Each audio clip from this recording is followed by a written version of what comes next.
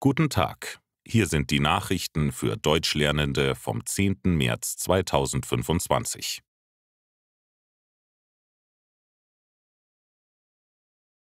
Warnstreiks an deutschen Flughäfen. Die Gewerkschaft ver.di hat Warnstreiks an 13 deutschen Flughäfen gestartet. Seit Mitternacht streiken Mitarbeiter an Flughäfen. Die Gewerkschaft ver.di fordert 8% mehr Lohn oder mindestens 350 € mehr im Monat. Der Streik wird 24 Stunden dauern. Viele Reisende haben Probleme. Der Flughafenverband ADV sagt, dass über 3.400 Flüge ausfallen könnten. Streit um Starlink. Elon Musk und Polen diskutieren. Elon Musk und der polnische Außenminister Radosław Sikorski haben sich gestritten. Der Grund ist der Satellitendienst Starlink. Starlink wird in der Ukraine für Internet und Kommunikation genutzt. Musk hat gesagt: Wenn ich Starlink abschalte, hat die Ukraine große Probleme. Sikorski hat geantwortet: Polen zahlt jedes Jahr $50 Millionen für Starlink. Wenn Starlink nicht zuverlässig ist, brauchen wir eine Alternative.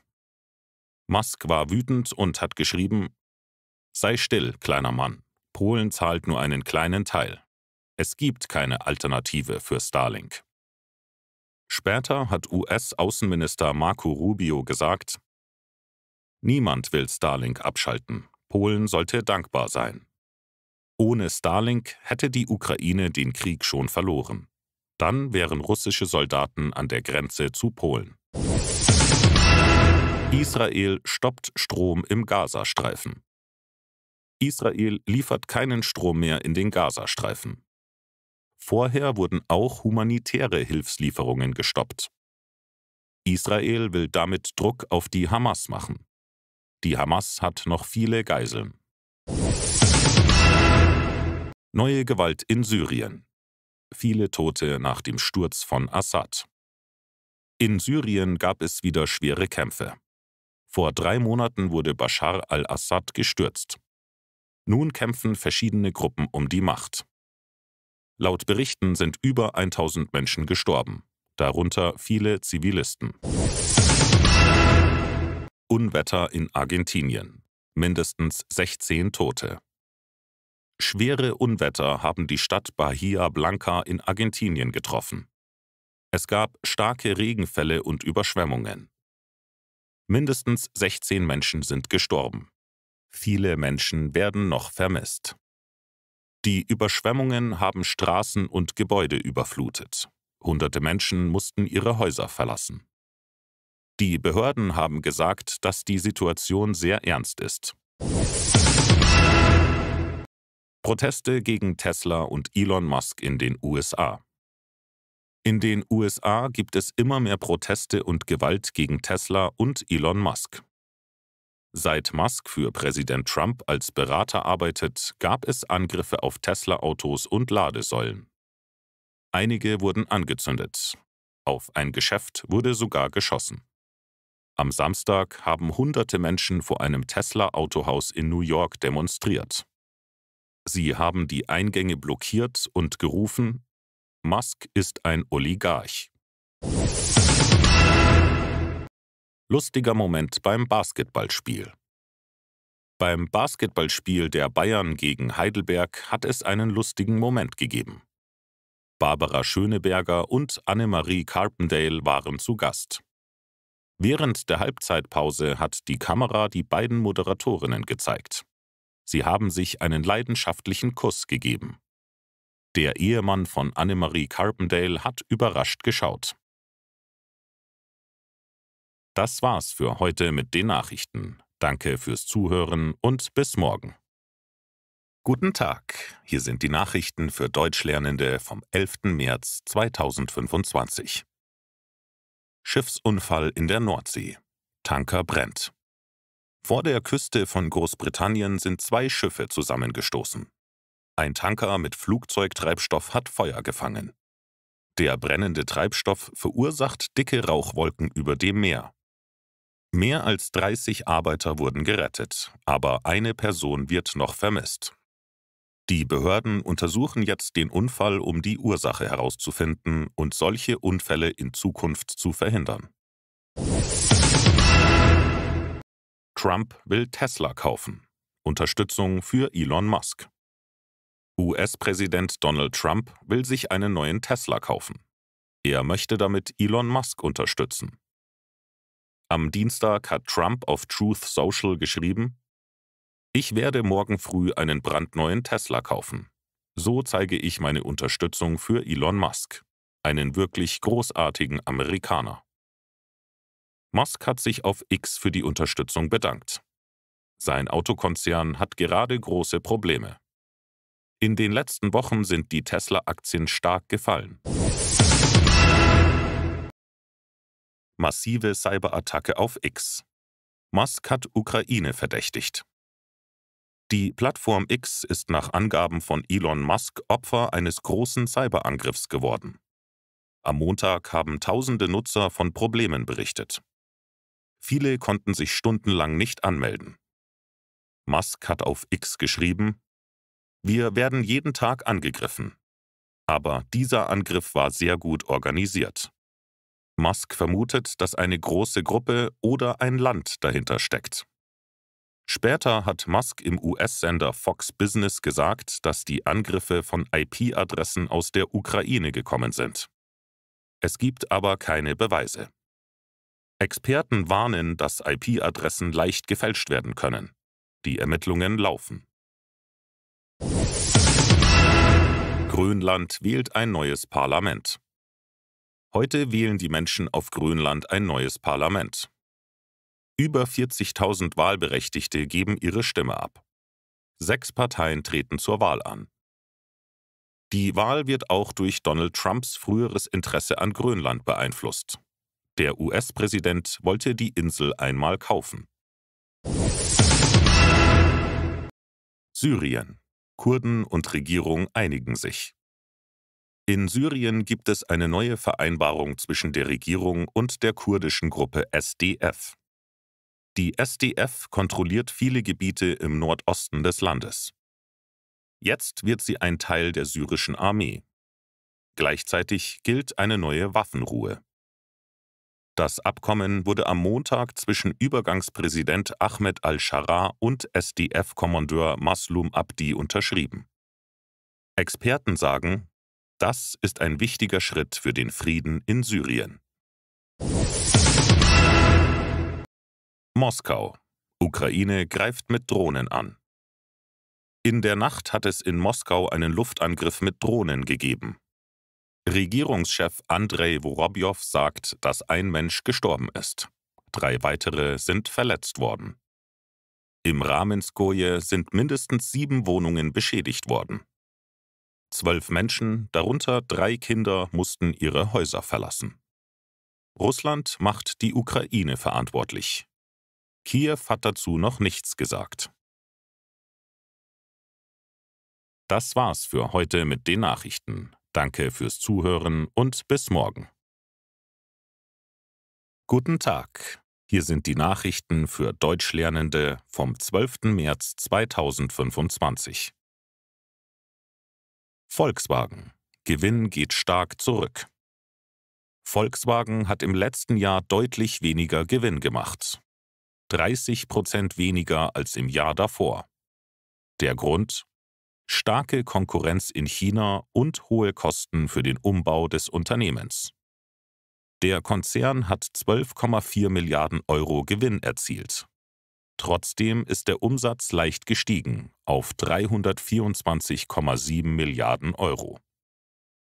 Volkswagen spricht von einer schwierigen Situation. Besonders in China gibt es viel Konkurrenz. Außerdem kostet der Umbau des Unternehmens viel Geld. USA geben Militärhilfe für die Ukraine wieder frei. Die USA geben der Ukraine wieder Militärhilfe. Das wurde bei Gesprächen in Saudi-Arabien bekannt. Die Hilfen waren zuvor gestoppt worden. Die EU begrüßt diese Entscheidung. Kommissionspräsidentin Ursula von der Leyen und Ratspräsident Antonio Costa sagen: Das ist ein wichtiger Schritt. Jetzt muss Russland reagieren. Die EU will sich vollständig an den Friedensgesprächen beteiligen. Auch US-Präsident Donald Trump ist zufrieden. Er sagte, dass die US-Delegation noch heute und morgen mit Russland sprechen wird. Die Ukraine unterstützt den Vorschlag der USA für eine 30-tägige Waffenruhe mit Russland. Diese Waffenruhe kann verlängert werden, wenn beide Seiten zustimmen. Außerdem soll ein Abkommen über ukrainische Rohstoffe schnell abgeschlossen werden. Die Ukraine hat viele wichtige Rohstoffe wie Getreide und Metalle. Die USA wollen sie nutzen, um ihre Wirtschaft zu stärken. Im Gegenzug gibt es militärische Unterstützung für die Ukraine. Jetzt wartet die Welt auf eine Reaktion aus Moskau. Experten glauben, dass der Kreml den Vorschlag kaum ablehnen kann, ohne Ärger mit den USA zu riskieren. Neue Multi-Agent-KI aus China begeistert erste Nutzer. Das chinesische Start-up DeepSeek hat im Januar mit seinem KI-Modell R1 viele Experten überrascht. Bisher dachten viele, dass die USA bei künstlicher Intelligenz viel weiter sind. Doch DeepSeek hat gezeigt, dass China aufholt. Jetzt gibt es ein weiteres chinesisches Start-up, Monica. Das Unternehmen hat einen neuen KI-Agenten entwickelt, Manus AI. Genau wie DeepSeek ist Manus plötzlich bekannt geworden und wird viel diskutiert. Erste Nutzer sind begeistert. Manus AI kann schwierige Fragen beantworten, einige Schaubilder erstellen und Dokumente analysieren. Das zeigt Monicas CEO Ji Yichao in einem Video. Das Unternehmen sagt, dass Chinas KI-Technologie sehr weit fortgeschritten ist. Die Frage ist nun: Wie weit ist China im Vergleich zu den USA? USA. Regierung will Wörter aus Dokumenten streichen. Die US-Regierung unter Donald Trump sorgt wieder für Diskussionen. Es geht um Wörter in offiziellen Dokumenten. Einige Begriffe sollen aus Texten und Websites verschwinden. Darunter Frauen, Identität, Golf von Mexiko und Rassismus. Insgesamt sind mehr als 200 Wörter betroffen. Die Diskussion darüber sorgt in den USA für viel Kritik. Das war's für heute mit den Nachrichten. Danke fürs Zuhören und bis morgen.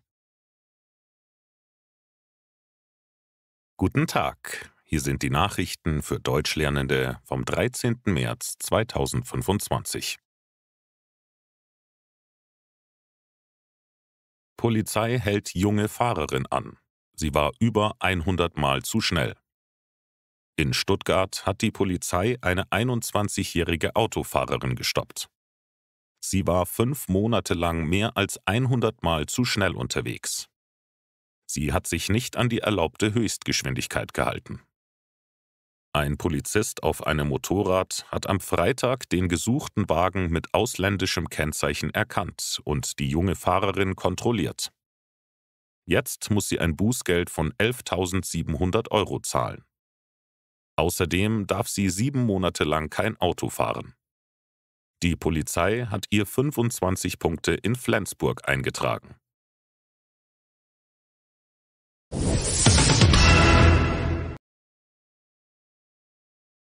Polizei durchsucht Ausländerbehörde in München. Am Dienstagmorgen hat die Polizei eine Razzia in der Ausländerbehörde in München durchgeführt. Eine Sprecherin hat bestätigt, dass Beamte mehrere Büros durchsucht haben.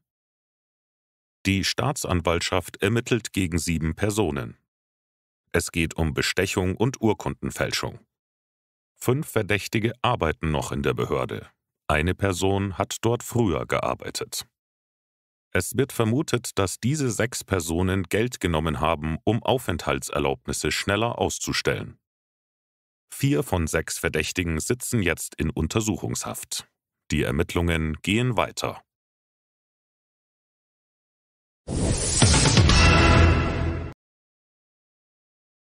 Gelsenkirchen.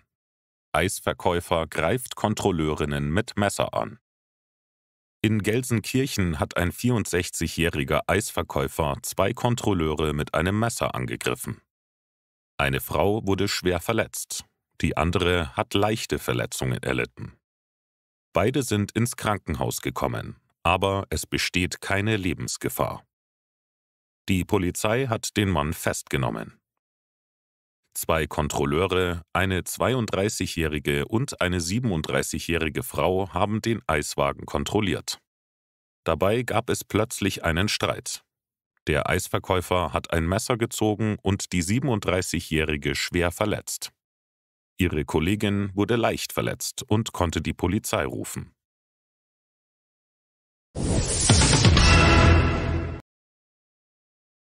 Geschäftsfrau aus Belarus exportiert fast 200 Luxusautos nach Russland. Eine 46-jährige Geschäftsfrau aus Belarus hat 192 teure Autos nach Russland geliefert. Der Gesamtwert beträgt über 21 Millionen Euro. Die Polizei hat die Verdächtige festgenommen. Seit dem Angriff Russlands auf die Ukraine dürfen Luxusautos, Uhren und Schmuck nicht mehr nach Russland verkauft werden. Das Verbot gilt seit März 2022 für Autos ab 50.000 Euro. Seit Juni 2023 ist der Export aller Fahrzeuge verboten, egal wie teuer sie sind. Die Frau sitzt jetzt in Untersuchungshaft.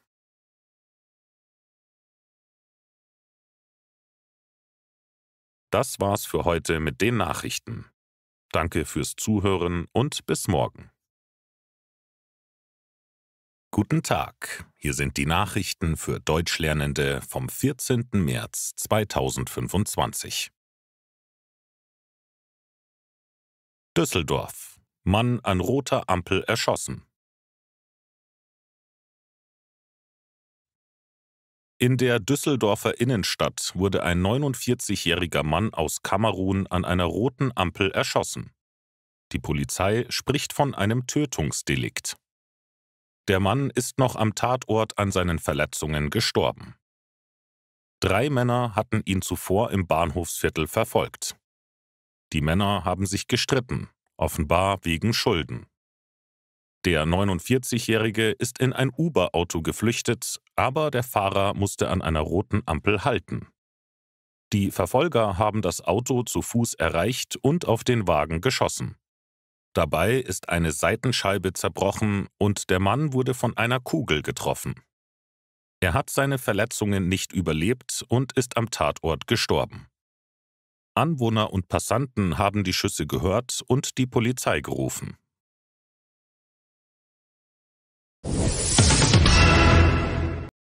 Russland stimmt Waffenruhe zu. Putin bedankt sich bei Trump. Russlands Präsident Wladimir Putin sagt, dass Russland die US-Vorschläge für eine Waffenruhe annimmt.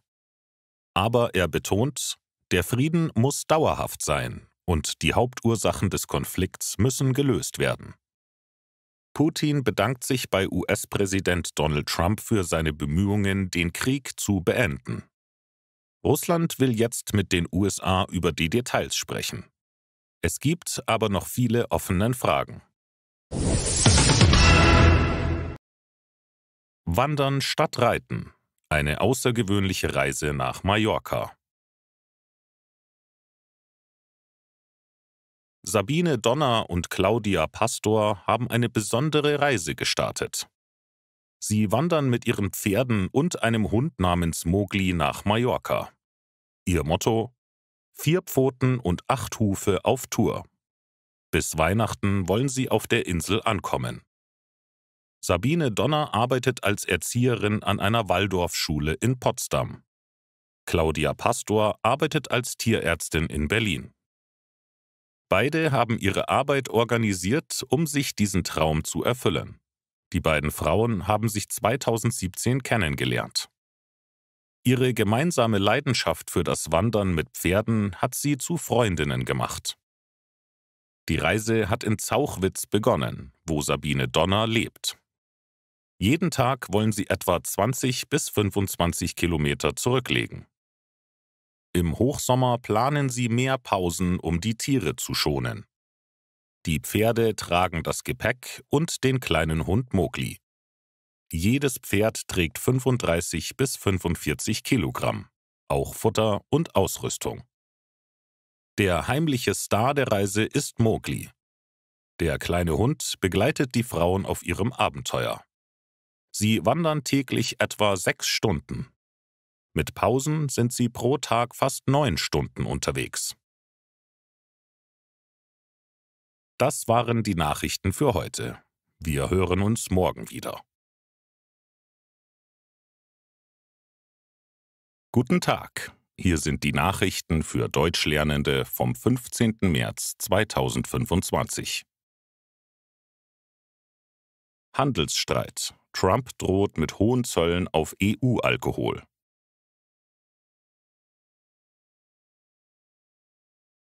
US-Präsident Donald Trump will, dass die EU den Zoll auf US-Whisky abschafft. Falls das nicht passiert, droht er mit 200% Zoll auf Wein, Champagner und andere alkoholische Getränke aus der EU.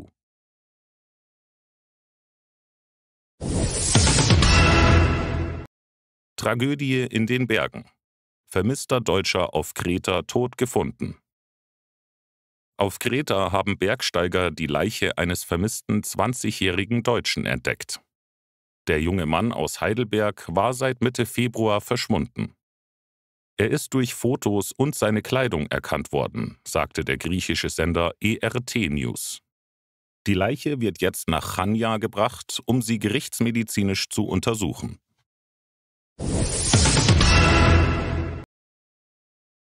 Selenskyj. Putin verzögert die Waffenruhe. Der ukrainische Präsident Volodymyr Selenskyj sagt, dass Wladimir Putin eine Waffenruhe verhindert. Putin stellt so viele Bedingungen, dass eine Einigung nicht möglich ist. Selenskyj sagt, dass Putin den Krieg fortsetzen will, es aber nicht offen zugibt. Stattdessen versucht er, eine Waffenruhe zu verzögern oder zu verhindern. Die Ukraine ist bereit, die Kämpfe vorübergehend zu stoppen. Kiew hat den Vorschlag der USA angenommen, weil die USA die Einhaltung kontrollieren wollen. G7-Treffen in Kanada. USA unterstützen weiter die Ukraine.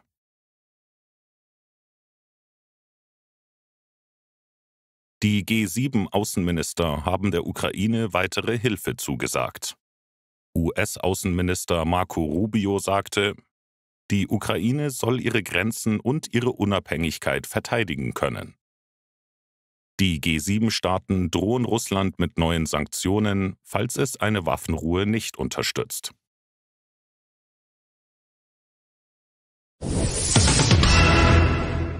Eierknappheit in den USA. Europäische Länder sollen helfen.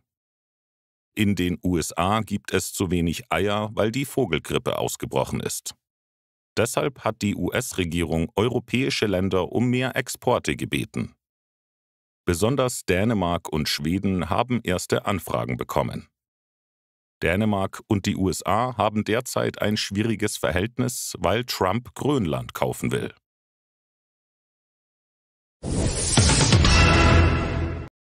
€100 Milliarden für den Klimaschutz. Union, SPD und Grüne haben sich auf ein Finanzpaket für den Klimaschutz geeinigt. Die Verhandlungen waren schwierig, aber in der Nacht gab es eine Lösung.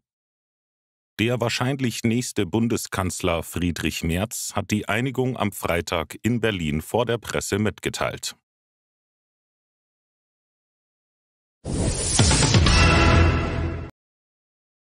Kampf gegen Drogenkartelle. Ecuador arbeitet mit US-Sicherheitsfirma zusammen. Ecuador hat große Probleme mit Gewalt und Drogenkriminalität. Präsident Daniel Noboa hat deshalb eine Allianz mit Blackwater-Gründer Eric Prince geschlossen. Wir haben eine strategische Allianz gebildet, hat Noboa auf X geschrieben. Ecuador will die Drogenkriminalität bekämpfen und seine Gewässer vor illegaler Fischerei schützen. Essen. Fahrraddemo für sichere Straßen. In Essen findet am Samstag eine Fahrraddemo für sichere Radwege statt. Die Critical Mass Essen demonstriert seit 6 Jahren für mehr Sicherheit auf den Straßen, besonders für Kinder und Jugendliche. Die Demo startet um 14 Uhr in Holsterhausen und endet dort nach einer Stunde wieder. Das war's für heute mit den Nachrichten. Danke fürs Zuhören. Guten Tag, hier sind die Nachrichten für Deutschlernende vom 17. März 2025. Brand im Nachtclub. Mindestens 59 Tote in Nordmazedonien. In der Stadt Koschani in Nordmazedonien hat es in der Nacht zum Sonntag einen schweren Brand in einer Diskothek gegeben. Mindestens 59 Menschen sind gestorben, über 150 wurden verletzt. Das Feuer hat gegen 2:30 Uhr begonnen, während die Hip-Hop-Band DNK im Nachtclub Pulse gespielt hat. Innenminister Panče Toškovský sagt, dass das Feuer durch eine Funkenmaschine ausgelöst wurde. Die Funken haben die Decke in Brand gesetzt. Die Polizei hat mehrere Verdächtige festgenommen, darunter die Organisatoren des Konzerts. 4 Personen sitzen jetzt in Untersuchungshaft.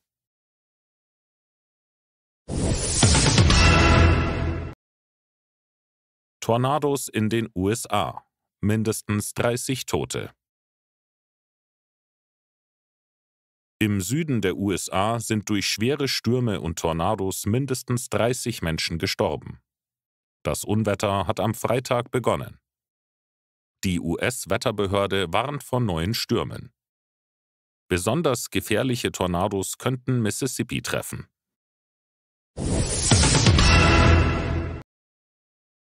Italien kämpft mit schweren Unwettern. Nicht nur in den USA, sondern auch in Italien gibt es große Wetterprobleme. Besonders betroffen sind die Toskana und die Region Emilia-Romagna. Am Freitag hat es in Florenz extrem stark geregnet. 70 Liter pro Quadratmeter in nur 6 Stunden. Das ist so viel wie sonst im ganzen Monat. Die Schäden in der Toskana sind groß. Medien berichten von mindestens 100 Millionen Euro. Auch in Bologna, Ravenna und Pisa gab es Überschwemmungen. Doch Florenz hatte Glück. Ein Schutzsystem mit Schleusen hat verhindert, dass die Stadt stark überflutet wurde. In Pisa bleibt die Lage aber weiterhin kritisch. Gera. Mann zündet Frau in Straßenbahn an. In Gera hat ein Mann am Sonntagmorgen eine 46-jährige Frau mit einer brennbaren Flüssigkeit übergossen und angezündet. Sie hat lebensgefährliche Verbrennungen erlitten und wurde mit einem Rettungshubschrauber in eine Spezialklinik gebracht. Der Täter ist in Richtung Gera-Langenberg geflohen. Die Polizei geht davon aus, dass er die Frau töten wollte und ermittelt nun wegen versuchten Mordes.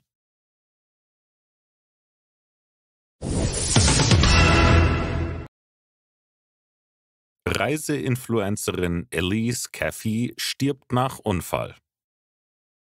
Die US-Influencerin Elise Caffey ist nach einem schweren Autounfall in Mexiko gestorben. Sie war mit ihrem Mann und 3 Töchtern auf dem Weg zu einer Hochzeit. Ein LKW mit heißem Teer ist umgestürzt und hat das Auto der Familie getroffen. Der Fahrer ist sofort gestorben. Dan Caffey konnte seine schwer verletzte Frau aus dem Wrack ziehen. 9 Tage später ist sie in einer Klinik gestorben.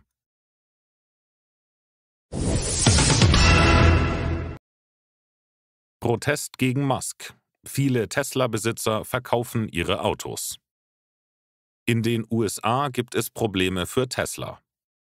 Die Verkaufszahlen sinken und viele Besitzer wollen ihre Autos loswerden. Ein Beispiel ist Senator Mark Kelly. Er verkauft seinen Tesla, um gegen Donald Trump und Elon Musk zu protestieren. Das Magazin Newsweek berichtet, dass Teslas aktuell die meistverkauften Gebrauchtwagen in den USA sind. Das war's für heute mit den Nachrichten. Danke fürs Zuhören und bis morgen. Guten Tag. Hier sind die Nachrichten für Deutschlernende vom 18. März 2025. Das Ende der Waffenruhe. Israel greift Hamas an. In der Nacht auf Dienstag ist die Waffenruhe zwischen Israel und der Hamas zusammengebrochen. Die israelische Armee hat viele Luftangriffe auf den Gazastreifen durchgeführt. Die Regierung hat entschieden, militärische oder andere Maßnahmen gegen die Hamas durchzuführen. Die Hamas hat keine Geiseln freigelassen und alle Vorschläge aus den USA für eine Lösung abgelehnt. Nach Angaben der Gesundheitsbehörden wurden bei Angriffen 326 Menschen getötet und Hunderte verletzt. Viele Opfer liegen noch unter den Trümmern. Die Helfer haben Schwierigkeiten, sie zu erreichen. Toronto fördert keine Teslas mehr. Die Stadt Toronto hat beschlossen, Tesla-Fahrzeuge nicht mehr finanziell zu unterstützen. Bürgermeister Olivia Chow hat gesagt, Taxi- und Mietwagenfahrer müssen sich ein anderes Elektroauto suchen. Hintergrund ist ein Streit mit den USA. US-Präsident Donald Trump fordert, dass Kanada Teil der USA werden soll und hat Zölle auf kanadische Produkte eingeführt. Toronto unterstützt Elektroautos, um die Emissionen zu senken.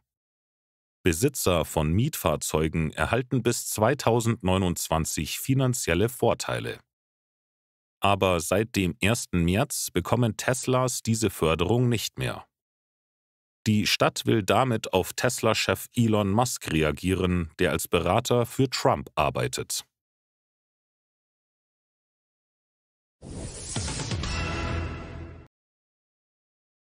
Vierter Leichenfund in 14 Tagen auf Mallorca. An der Playa de Palma auf Mallorca wurde am Montagmorgen eine stark verweste Leiche gefunden. Passanten haben die Leiche gegen 10 Uhr am Strand von Palma entdeckt. Die Polizei untersucht die Leiche und vermutet, dass es sich um einen Migranten handelt. Er ist wahrscheinlich bei der Überfahrt von Algerien nach Europa über das Mittelmeer ertrunken. Dies ist der 4. Leichenfund auf Mallorca in 2 Wochen. Die Identifizierung des Toten ist schwierig, weil keine Ausweispapiere gefunden wurden. Die Gerichtsmedizin untersucht die DNA, um den Toten zu identifizieren, falls Angehörige ihn vermissen. Die Hilfsorganisationen berichten, dass mehrere Boote gesunken sind. Vielleicht werden noch mehr Leichen gefunden. Das war's für heute mit den Nachrichten. Bis morgen. Guten Tag. Hier sind die Nachrichten für Deutschlernende vom 19. März 2025. BYD. E-Autos in 5 Minuten aufladen. Der chinesische Autohersteller BYD hat ein neues Schnellladesystem vorgestellt. Mit dem neuen System können Elektroautos in 5 Minuten genug Energie für 470 Kilometer Reichweite laden. Die neue Super-E-Plattform hat eine Spitzenleistung von 1000 Kilowatt. Sie soll die langen Ladezeiten von Elektroautos deutlich verkürzen.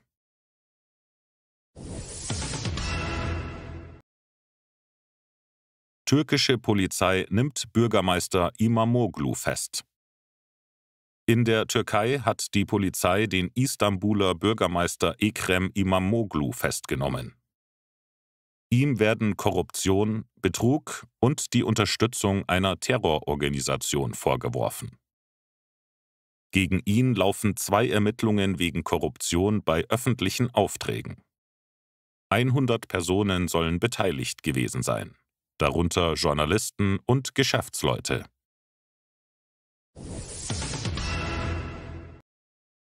Google kauft Wiz für 32 Milliarden $.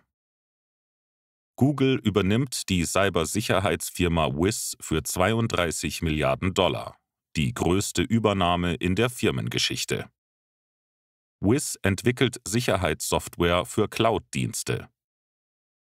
Google will damit sein Cloud-Geschäft stärken und besser mit Amazon und Microsoft konkurrieren. Bereits im letzten Jahr hatte Google versucht, Wiz für 23 Milliarden $ zu übernehmen.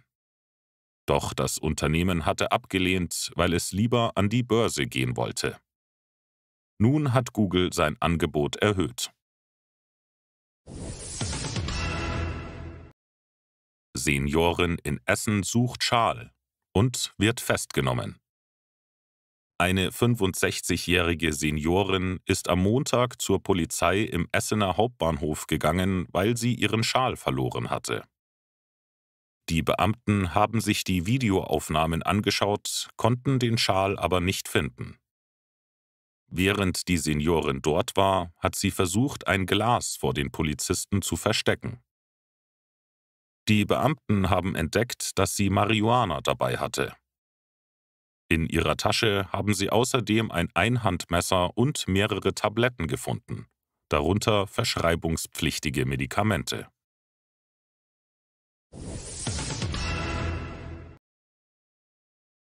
Israel setzt Angriffe fort. Hamas spricht von Todesurteil für Geiseln.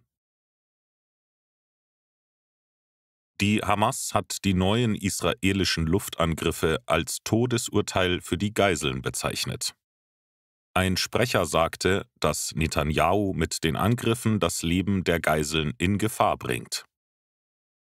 Israel setzt seine Angriffe im Gazastreifen fort. Verteidigungsminister Israel Katz sagte: Wir werden nicht aufhören zu kämpfen, bis alle Geiseln frei sind und unsere Kriegsziele erreicht sind. Die Hamas droht damit, Geiseln zu töten, wenn die Angriffe weitergehen. Sie sagt, dass bei den Angriffen bereits mehr als 330 Menschen getötet wurden.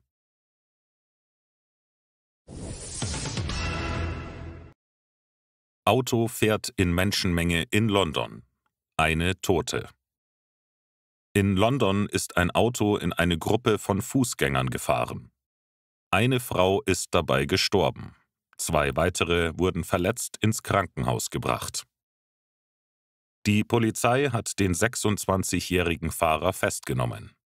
Sie vermutet, dass er unter Drogeneinfluss gefahren ist und nicht aufgepasst hat.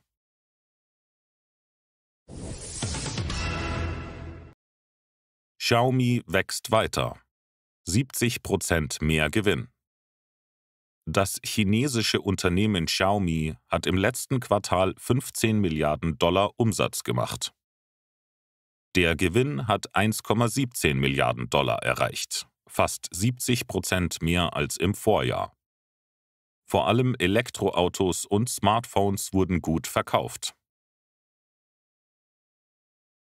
Das war's für heute mit den Nachrichten. Danke fürs Zuhören und bis morgen.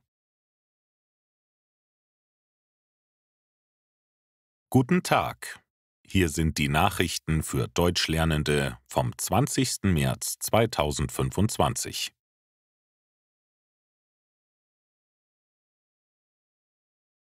Deutschland eröffnet Botschaft in Syrien wieder. Bashar al-Assad wurde vor 3 Monaten gestürzt. Jetzt hat Deutschland seine 2012 geschlossene Botschaft in Damaskus wieder geöffnet. Außenministerin Annalena Baerbock ist aus dem Libanon nach Syrien gereist und hat die Botschaft offiziell eröffnet.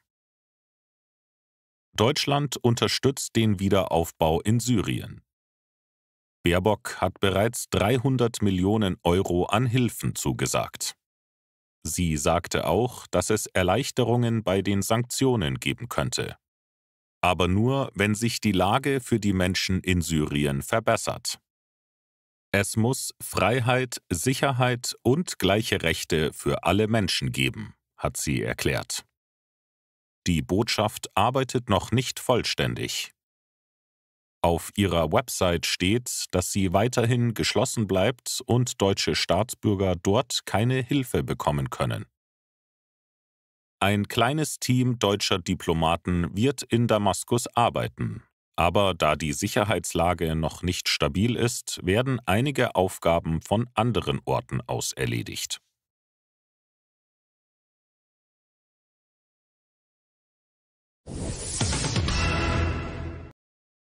»16-jähriger Radfahrer stirbt nach Unfall«. In Willinghausen ist ein 16-jähriger Radfahrer bei einem Verkehrsunfall ums Leben gekommen. Ein 57-jähriger Autofahrer hat ihn am Mittwochabend von hinten angefahren. Trotz schneller Rettungsmaßnahmen ist der Jugendliche am Unfallort gestorben. Der Autofahrer hat einen Schock erlitten und wurde von Rettungskräften versorgt. Die Landstraße war für einige Zeit gesperrt. Die Polizei untersucht die Unfallursache.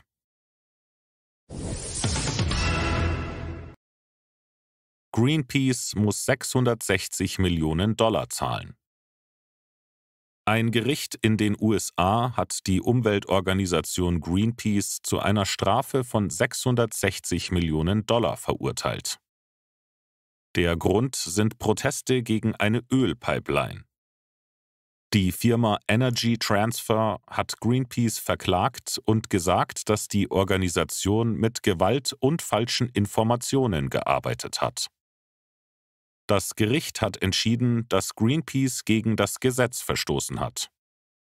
Die Organisation soll unerlaubt Privatgelände betreten und Menschen belästigt haben.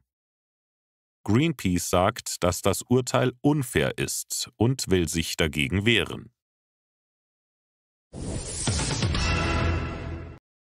Finnland bleibt das glücklichste Land der Welt. Finnland ist wieder das Land mit den zufriedensten Menschen. Seit 8 Jahren steht es an erster Stelle im weltweiten Glücksbericht. Danach kommen Dänemark, Island und Schweden. Auch die Niederlande gehören zu den 5 glücklichsten Ländern. Costa Rica und Mexiko sind zum ersten Mal unter den 10 besten. Deutschland verbessert sich im Vergleich zum Vorjahr und erreicht Platz 22. Die Schweiz bleibt das glücklichste deutschsprachige Land, fällt aber von Platz 9 auf Platz 13 zurück. Österreich ist jetzt auf Platz 17. Die USA haben ihr bisher schlechtestes Ergebnis und stehen auf Platz 24. Der Weltglücksbericht erscheint jedes Jahr am 20. März. Er untersucht, wie zufrieden die Menschen in verschiedenen Ländern sind. Dabei werden unter anderem Wirtschaft, Gesundheit, Freiheit und soziale Sicherheit bewertet. Die Studie kommt von Forschern der Universität Oxford. Das war's für heute mit den Nachrichten. Danke fürs Zuhören und bis morgen. Guten Tag. Hier sind die Nachrichten für Deutschlernende vom 21. März 2025. Deutschland exportiert mehr Autos. Im Jahr 2024 hat Deutschland 3,4 Millionen Autos ins Ausland verkauft. Das sind 2,5% mehr als im Vorjahr. Der Wert der Exporte hat 135 Milliarden Euro betragen. Die wichtigsten Abnehmer waren die USA, Großbritannien und Frankreich. Deutsche Hersteller haben besonders viele Fahrzeuge in Nordamerika verkauft. Deutsche Wanderer auf den Philippinen vermisst. Auf den Philippinen wird eine Wandergruppe vermisst. Sie besteht aus 3 Deutschen, einem Briten, einem Kanadier und einem Russen. Die Gruppe ist am Mittwoch zu einer Tour am Vulkan Mount Talinis gestartet. 2 der Deutschen wurden inzwischen gefunden. Sie waren in einem Gebiet mit vielen Bergen und dichtem Wald unterwegs, das nur schwer erreichbar ist. Nach Informationen der Polizei haben sie sich von den anderen getrennt. Die beiden Männer werden nun medizinisch untersucht. Die Suche nach den 4 anderen Wanderern läuft weiter. Helfer benutzen Drohnen und suchen auch aus der Luft. Die Polizei sagt, dass es in der Region sehr schwierig ist, nach Menschen zu suchen, weil der Berg groß und unübersichtlich ist. Die Motorräder der Gruppe stehen noch am Startpunkt. Am Donnerstag wurden auch Fußspuren entdeckt, die zu den Vermissten gehören könnten. 4 Kanadier in China wegen Drogen hingerichtet. In China sind 4 kanadische Staatsbürger hingerichtet worden. Das hat die kanadische Außenministerin Melanie Joly mitgeteilt. Die Männer wurden wegen Drogendelikten verurteilt. Kanada hat China mehrmals um Hilfe gebeten, damit die Männer am Leben bleiben. Aber China hat nicht darauf reagiert. Joly sagte: Wir verurteilen diese Hinrichtungen und hoffen, dass China in Zukunft menschlicher handelt. Die chinesische Regierung verteidigt die Entscheidung. Eine Sprecherin sagte, dass China nach den Gesetzen handelt und alle Menschen gleich behandelt werden, egal aus welchem Land sie kommen. In China gibt es sehr viele Hinrichtungen. Die genauen Zahlen sind ein Staatsgeheimnis. Organisationen für Menschenrechte glauben, dass dort jedes Jahr Tausende Menschen hingerichtet werden.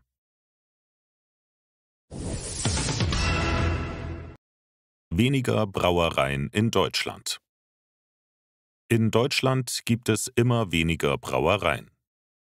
In den letzten 5 Jahren ist ihre Zahl um 93 gesunken. Jetzt gibt es noch 1459 Brauereien. Das sagt der Deutsche Brauerbund. Früher gab es viele neue Brauereien, vor allem wegen des Craft-Biers. Doch dieser Trend ist vorbei. Auch viele traditionelle Familienbrauereien schließen jetzt.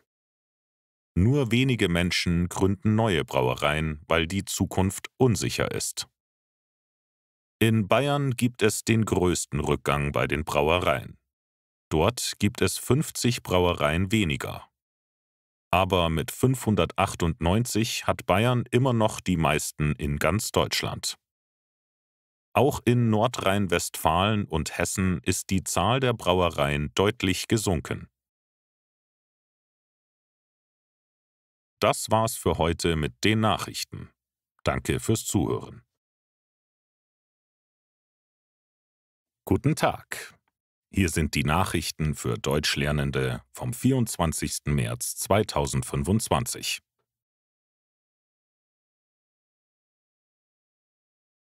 Große Proteste nach Festnahme von Imamoglu.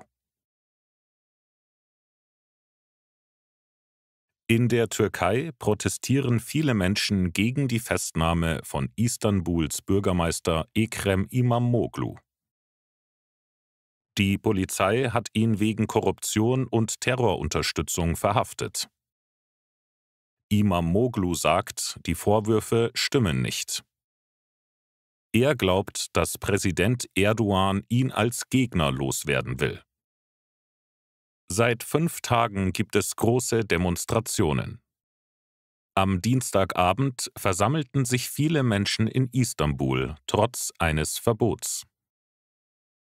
Die Polizei hat Wasserwerfer und Tränengas eingesetzt.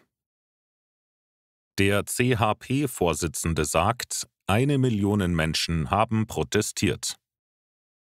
Auch Imamoglu hat über seine Anwälte geschrieben: Ich gebe nicht auf. Ich bleibe stark. Alles wird gut. Das Innenministerium hat ihn als Bürgermeister abgesetzt. Aber seine Partei will ihn als Präsidentschaftskandidaten. Sprengung von Kohlekraftwerk in Hamburg nur teilweise gelungen. In Hamburg sollte ein altes Kohlekraftwerk gesprengt werden. Es war geplant, 2 Kesselhäuser gleichzeitig mit jeweils 600 Kilo Sprengstoff zu sprengen. Doch nur eines ist eingestürzt. Warum das zweite stehen geblieben ist, wird noch geprüft. Drohnen transportieren Laborproben in Schleswig-Holstein. In Schleswig-Holstein fliegen jetzt Drohnen für medizinische Zwecke. Die Asklepios-Kliniken benutzen sie, um Laborproben von Selent nach Bad Oldesloe zu bringen. Dort werden die Proben im Labor untersucht. Kleine Kliniken brauchen deshalb kein eigenes, teures Labor mehr. Die Firma Medelis hatte die Idee mit den Drohnen. Patrick Hauser von Medelis erklärt: Früher haben wir einen großen Transporter benutzt, um nur ein paar Proben zu bringen. Jetzt nehmen wir Drohnen. Das geht schneller, günstiger und ist besser für die Umwelt. Die Drohnen sind leicht, schnell und sparen Geld. Sie wiegen nur 18 Kilogramm und können bis zu 3 Kilogramm Proben transportieren. Israel greift Hamas-Mitglied in Klinik an. In Gaza hat Israels Armee ein führendes Hamas-Mitglied in einem Krankenhaus getötet.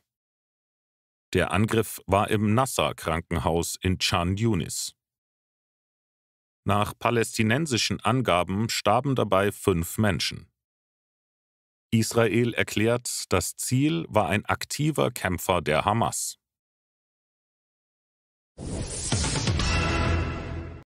Schüsse bei Hochzeitsfeier in Fürth. 1 Mann tot. Bei einer Hochzeitsfeier ist ein 47-jähriger Mann erschossen worden. Die Feier war in einer großen Halle mit vielen Gästen. Unbekannte Täter haben den Mann angegriffen. Er wurde schwer verletzt und ist später gestorben. Nach der Tat sind 2 Autos sehr schnell vom Ort weggefahren.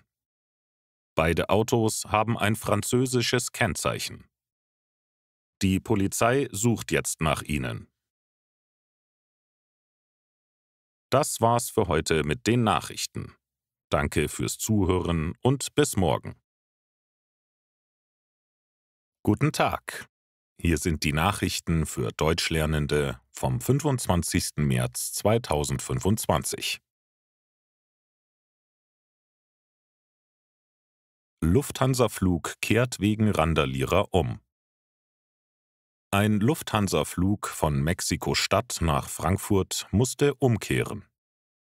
Ein Passagier hat kurz nach dem Start randaliert.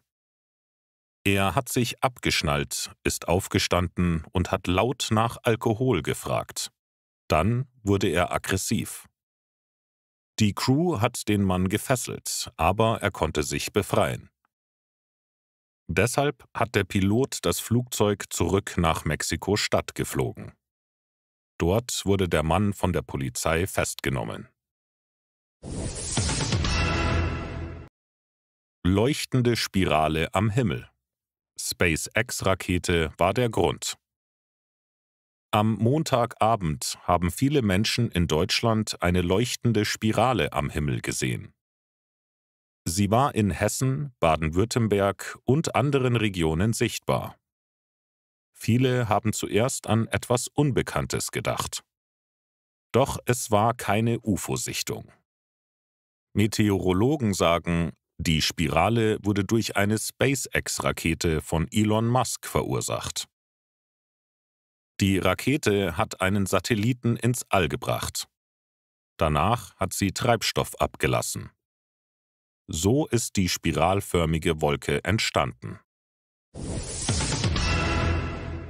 Deutschland meldet mehr Patente an. 2024 wurden in Deutschland rund 25.000 Patente angemeldet. 0,4% mehr als im Vorjahr. Nur die USA haben mit 48.000 Anmeldungen mehr als Deutschland. Weltweit gab es knapp 199.000 Patente. BYD wächst weiter und überholt Tesla beim Umsatz. Der chinesische Autohersteller BYD hat im letzten Jahr viele Autos verkauft und dabei seinen Umsatz stark gesteigert. Damit liegt das Unternehmen jetzt vor dem US-Konkurrenten Tesla. Besonders in China ist BYD erfolgreich. Vor allem mit günstigen Elektroautos. Diese sind nicht nur günstig, sondern auch modern ausgestattet. Der Hersteller will in diesem Jahr noch mehr Fahrzeuge verkaufen. Mehr Gewalt durch Kinder und Jugendliche in München.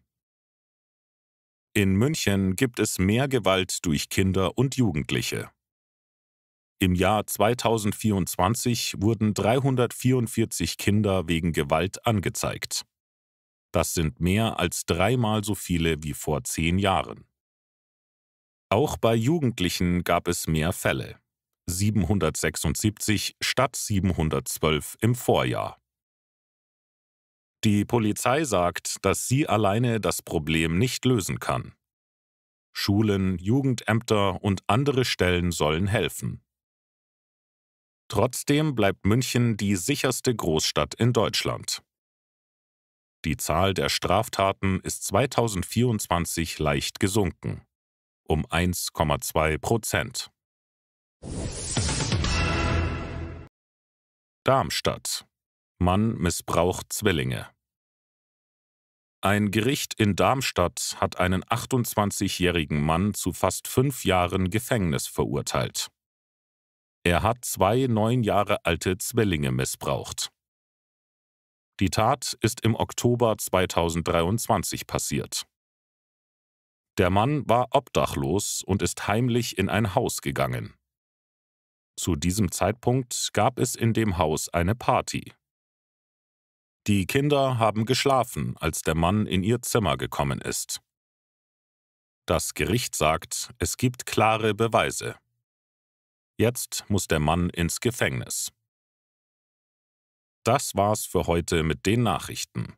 Danke fürs Zuhören und bis morgen. Guten Tag. Hier sind die Nachrichten für Deutschlernende vom 26. März 2025. München. Mann soll seine Großmutter getötet haben. In München-Schwabing ist eine 76-jährige Frau tot in ihrer Wohnung gefunden worden. Die Polizei hat später festgestellt, dass sie seltsam gestorben ist. Die Frau war eine ehemalige Ärztin und lebte alleine. Ihre Putzfrau hat sie am Montag leblos in der Wohnung entdeckt. Zuerst hat die Polizei gedacht, dass es ein Suizid war. Doch eine Obduktion hat gezeigt, die Frau ist durch Gewalt am Hals gestorben.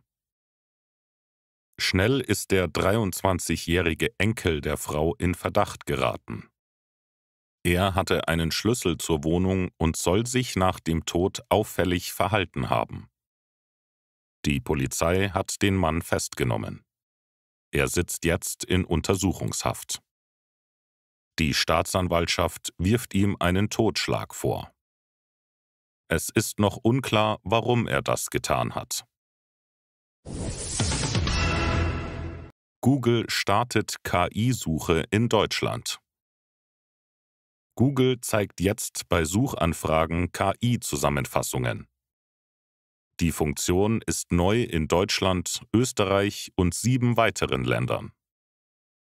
Wenn man etwas sucht, erscheint oben eine kurze Antwort. Diese Antwort kommt direkt von der KI. Darunter sieht man wie gewohnt die Liste mit Links. So will Google das Suchen im Internet einfacher und schneller machen. ICE-Zug. Frau verliert 15.000 Euro. Ehrliche Finderin gibt Geld ab. In einem ICE von Hannover nach München hat eine Frau 15.000 Euro in einem pinken Brustbeutel verloren. Eine 33-jährige Finderin aus Leipzig hat die Tasche entdeckt und sie der Bundespolizei in München übergeben. Die Besitzerin hatte bereits Anzeige erstattet, weil sie dachte, die Tasche wurde gestohlen. Nach einem Medienbericht hat sie sich bei der Polizei gemeldet und konnte die Tasche genau beschreiben. Sie wollte mit dem Geld ein Auto kaufen. Der Finderin steht ein gesetzlicher Finderlohn von 450 Euro zu. Das war's für heute mit den Nachrichten. Danke fürs Zuhören und bis morgen. Guten Tag. Hier sind die Nachrichten für Deutschlernende vom 27. März 2025. EU empfiehlt Notfallpaket für 72 Stunden. Die EU-Kommission will, dass sich alle Bürger besser auf Krisen vorbereiten.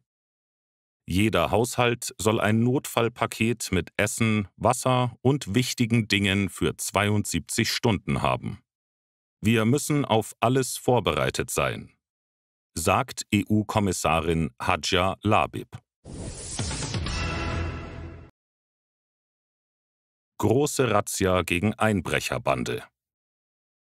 In mehreren Bundesländern hat die Polizei am Mittwochmorgen eine große Razzia gegen eine Einbrecherbande durchgeführt. In Essen hat die Polizei ein Hotel durchsucht.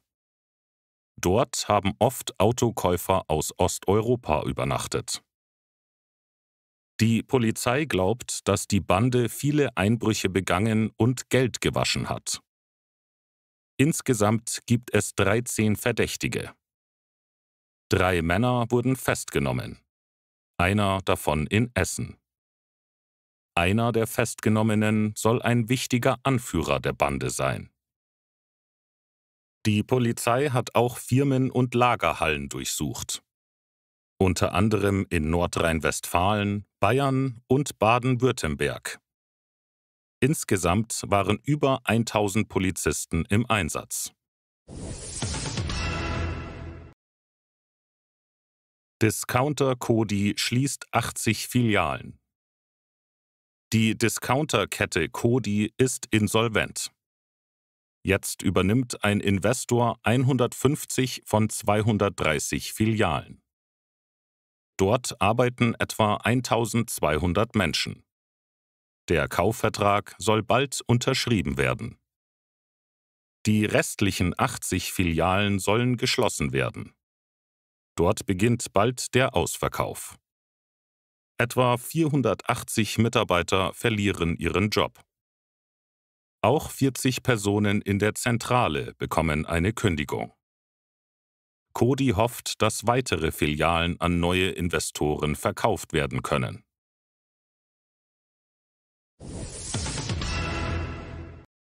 USA. Trump will 25% Zoll auf Autoimporte. US-Präsident Donald Trump hat neue Zölle angekündigt. Ab dem 2. April sollen Autos aus dem Ausland 25% teurer werden. Auch Autoteile sollen betroffen sein. Wenn ein Auto in den USA gebaut wird, gibt es keinen Zoll. Trump sagt, wir holen das Geld zurück, das von uns genommen wurde. Er spricht sogar vom Tag der Befreiung in Amerika. Die Regierung erwartet dadurch 100 Milliarden Dollar mehr Steuereinnahmen. Trump glaubt, dass dadurch wieder mehr Autos in den USA gebaut werden. Kritiker warnen aber, auch US-Firmen könnten Nachteile haben. Viele nutzen Teile aus dem Ausland. Das war's für heute. Bis morgen. Guten Tag. Hier sind die Nachrichten für Deutschlernende vom 28. März 2025.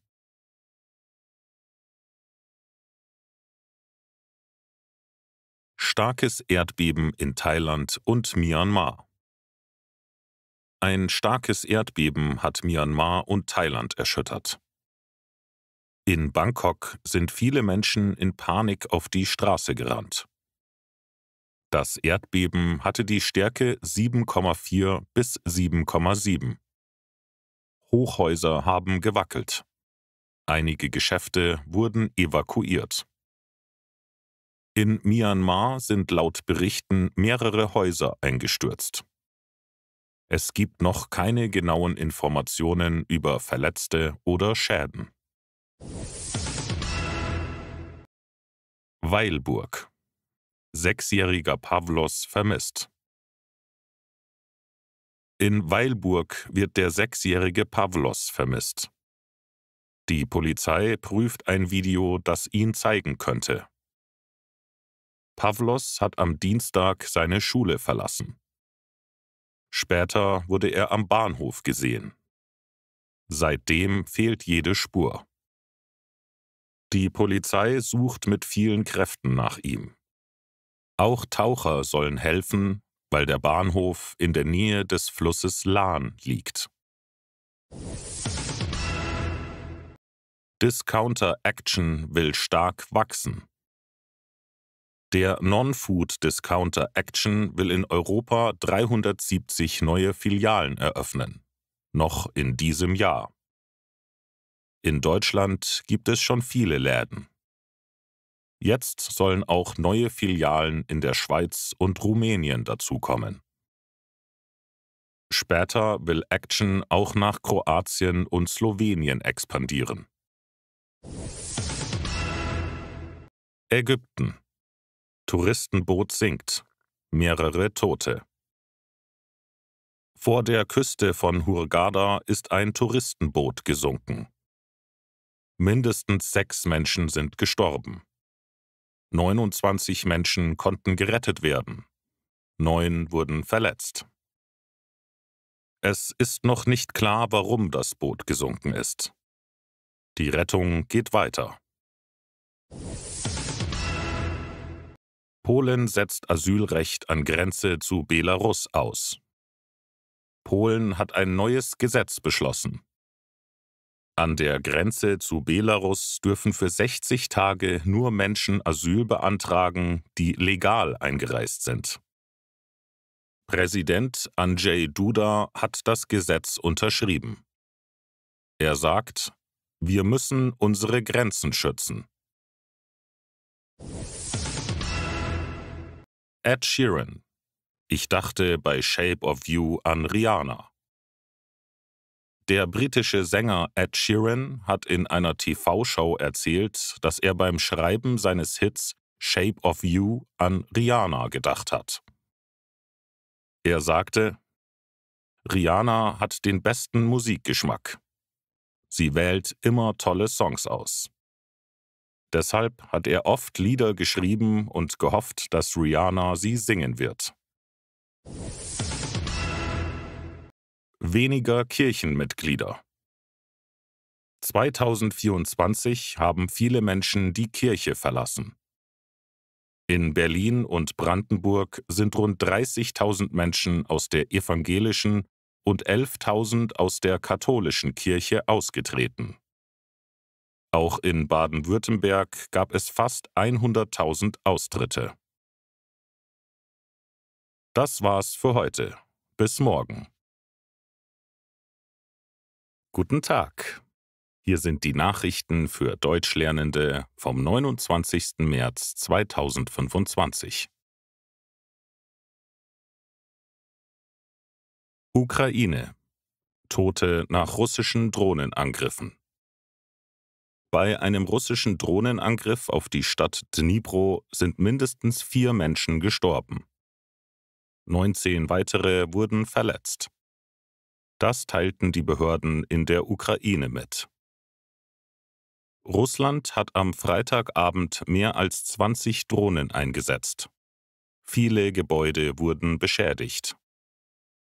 In mehreren Häusern und einem Hotel ist Feuer ausgebrochen. Die UN berichten, in diesem Jahr sind 30% mehr Zivilisten getötet oder verletzt worden. Sie fordern ein Ende der Kämpfe. Aldi schließt Onlineshop. Aldi Nord und Aldi Süd wollen ihren Onlineshop zum 30. September schließen. Dort gab es bisher zum Beispiel Laptops, Haushaltsgeräte und Fahrräder. Aldi will sich wieder mehr auf die Filialen konzentrieren. Das ist der Grund. Etwa 80 Mitarbeitende verlieren ihren Job. Die Angebote in den Filialen und Dienste wie Aldi Talk, Aldi Reisen und Aldi Foto bleiben. Elon Musks KI-Firma übernimmt X. Elon Musk hat seine Firma für künstliche Intelligenz XAI mit der Plattform X zusammengelegt. Beide Firmen gehören Elon Musk. Jetzt kann XAI die Daten von X nutzen, zum Beispiel Texte und Bilder. Das hilft beim Trainieren von künstlicher Intelligenz. Auch Mitarbeitende und Technik sollen gemeinsam arbeiten. Myanmar. Über 1000 Tote nach schwerem Erdbeben. Ein sehr starkes Erdbeben der Stärke 7,7 hat Myanmar schwer getroffen. Mehr als 1000 Menschen sind gestorben. Über 2370 wurden verletzt. Viele Gebäude sind eingestürzt, besonders in Mandalay. Dort werden über 90 Menschen vermisst. Auch in Thailand gab es Tote und Vermisste. Ein Hochhaus in Bangkok ist eingestürzt. Mehr als 80 Bauarbeiter werden vermisst. Die Militärregierung in Myanmar hat den Notstand ausgerufen und internationale Hilfe angefordert. Aus vielen Regionen gibt es kaum Informationen. Deshalb ist die Lage unklar. Das war's für heute. Vielen Dank fürs Zuhören. Guten Tag. Hier sind die Nachrichten für Deutschlernende vom 31. März 2025. Erneute Evakuierung nach Nachbeben in Bangkok. 3 Tage nach dem schweren Erdbeben erschüttern Nachbeben Myanmar und Thailand. In Bangkok wurden deshalb erneut Hochhäuser evakuiert. Die Lage in Myanmar bleibt unübersichtlich. Laut Militärregierung gibt es bisher über 1700 Tote und rund 3400 Verletzte. Die Weltgesundheitsorganisation hat wegen der Notlage die höchste Alarmstufe ausgerufen. Viele Menschen übernachten in Klöstern oder draußen, weil sie Angst vor weiteren Beben haben. In Mandalay konnten Rettungskräfte nach 60 Stunden 3 Menschen lebend aus Trümmern retten, darunter ein Kind und eine schwangere Frau. Trump droht Zelensky wegen Rohstoffabkommen. US-Präsident Donald Trump will ein Rohstoffabkommen mit der Ukraine. Es geht um seltene Erden und andere wichtige Ressourcen. Die Länder sollen gemeinsam fördern und die Einnahmen teilen. Doch der ukrainische Präsident Volodymyr Zelensky lehnt das Abkommen ab. Er sagt, viele Punkte sind neu und vorher nicht besprochen worden. Auch Sicherheitsgarantien für die Ukraine fehlen. Trump warnt, wenn Zelensky ablehnt, könnte es ernste Konsequenzen geben. Ukrainische Medien nennen das Abkommen unfair. Die Ukraine müsste demnach alle US-Hilfen zurückzahlen. Deshalb sagt Zelensky Nein.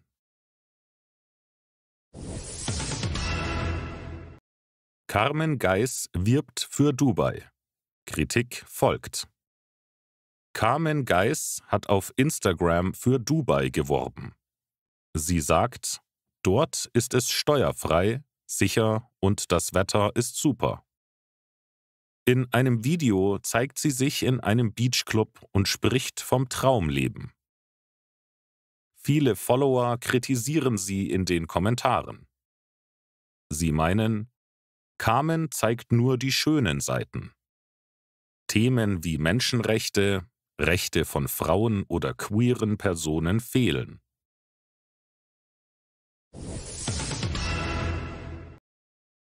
Gewerkschaft warnt vor längeren Arbeitszeiten.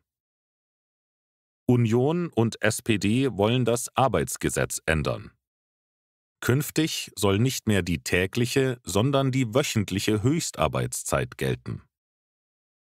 Die Gewerkschaft DGB ist dagegen. Sie sagt, schon jetzt arbeiten viele Menschen zu viel. Ohne eine tägliche Grenze könnten bald 13-Stunden-Tage zur Regel werden. Das ist schlecht für die Gesundheit und Erholung. Aktuell darf man höchstens 8 Stunden pro Tag arbeiten. In Ausnahmefällen auch 10. Die Gewerkschaft will, dass das so bleibt.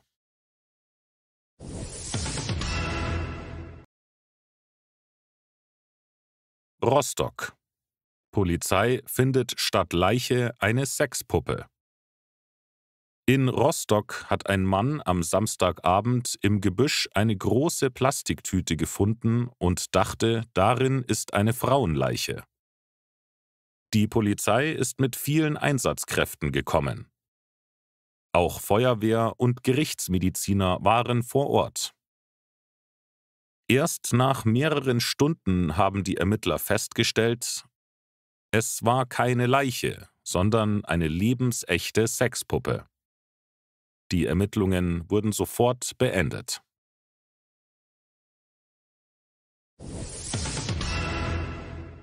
Grönland lehnt Trumps Anspruch ab. Grönlands neuer Regierungschef Jens Frederik Nielsen hat gesagt, die USA bekommen Grönland nicht. Grönland gehört niemandem und will selbst über die eigene Zukunft entscheiden. US-Präsident Trump hatte in einem Interview gesagt, wir werden Grönland bekommen, 100%ig. Auch US-Vizepräsident J.D. Vance war auf Grönland. Er hat Dänemark kritisiert und gesagt, das Land kümmere sich nicht gut um Grönland. Das waren die Nachrichten für heute. Danke fürs Zuhören.